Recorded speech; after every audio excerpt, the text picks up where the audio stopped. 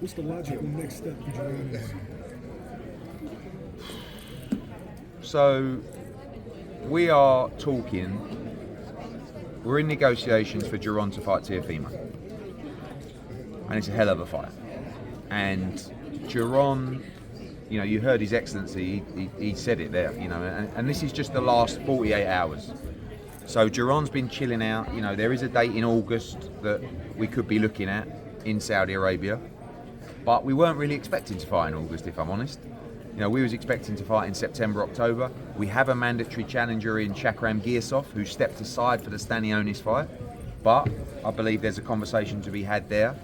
And I've got a call with Jaron and Everett and the team and Bozy in about an hour to see if that's something we want to do. I will say there is still the conversation about 47-54. You know, it is inevitable, the move. But I feel like the Teofimo fight is a great fight, and I think that's a great option for him. So, listen, I honestly think that he's just too big and too good. Like, I rate Teofimo, but you know, when we did the weigh-in here, Teofimo stood on the scales about 6 hours, 8 hours into hydrating. He was about 146 pounds. Barboza was about 157. Right? I don't think he's a big 140, Teo.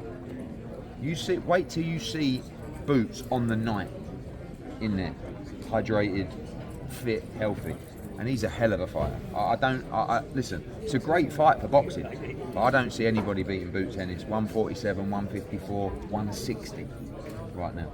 Eddie, Johnny Boy. It's a great fight. You know, and I'm Team Sheeraz now because, you know, Edgar's had a lot to say.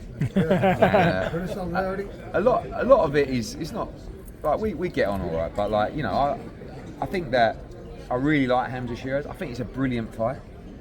I think that Edgar will get a lot of confidence from Canelo. What Hamzah said about the Canelo fight, Berlanga done great in the Canelo fight, but I don't think he really pushed himself in the fight as much as he could have done and probably might do now with that confidence. He hits very hard, but Hamzah's been really starved at 160. You see the size of him, he's huge. I think it's a fantastic matchup. I think Hamzah needs to be very careful in the first 5 or 6 rounds of that fight.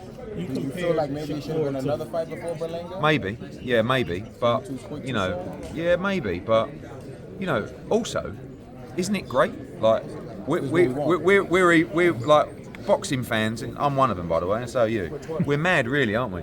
We're like, oh, what's he doing? He's stupid. He should have a warm-up fight, and then we make a warm-up fight, and everyone goes, who's he fighting? That's shit. You know what I mean? So I think I admire it. I mean, look, if he goes and beats Berlanga, he probably will get the Canelo fight at Hamzah Sheeraz. So he's rolling the dice. Good luck to him.